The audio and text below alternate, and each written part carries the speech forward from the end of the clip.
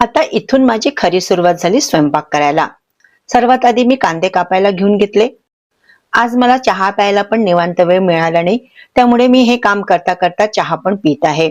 सोबत सोबत आपले काम पण करत आहे. सर्वात आधी कांदे कापून घेते, कारण की छोल्यामध्ये कांदे जरा जास्तच लागतात. कांद्यांना मी मोठ्या मोठ्या तुकड्यांमध्ये कापून घेतले. त्याला मी चॉपरमध्ये चॉप करून बारीक करणार आहे. त्याआधी मी शेगडीवर गंज ठेवून घेतला. गंज तापेपर्यंत इथे माझे बरेचसे कांदे चॉप करून होऊन जातील. जेव्हा एवढा मोठा स्वयंपाक एकटीला करायचा असतो, तेव्हा सर्व कामं ही स्टेप बाय स्टेप करावी लागतात. आणि एका वेळेस आपण कोणते कोणते काम करू शकतो याची मनात आखणी करून घ्यावी लागते, म्हणजे कामेही वेळेवर पूर्ण होतात. गंज तापला, मी त्यात तेल टाकले. तेल तापेपर्यंत माझे कांदे बारीक कापून झाले. आता तेल तापले, त्यात मी काही खडे मसाले टाकत आहे आणि कापलेला कांदा टाकून घेत आहे. एवढे सारे कांदे परतायला वेळ लागतो, तर तेवढ्या वेळात मी अद्रक लसूणची पेस्ट तयार करून घेतली.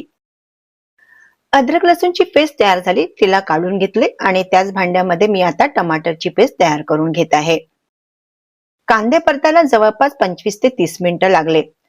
तेवढ्या वेळात माझ्या दोन्ही पेस्ट तयार झाल्या आणि आता इथे मी बिर्याणीसाठी कांदा कापून घेतलेला आहे. मला सोबतच आज व्हेज बिर्याणी सुद्धा बनवायची आहे. बिर्याणीसाठी कांदा तळायचा होता, पण कांदे तळायला खूप वेळ लागतो, म्हणून मी कांदे आधी एअर फ्राय मध्ये टाकून घेतले. ते तिथे अर्धवट तळून होतात, नंतर तेलात मग लवकर तळल्या जातात. कांदे एअर फ्रायर मध्ये ठेवले. 15 मिनिटाचा मी टाइमर लावून घेतला आणि आता मी पुरीसाठी पीठ मळायला घेतलं.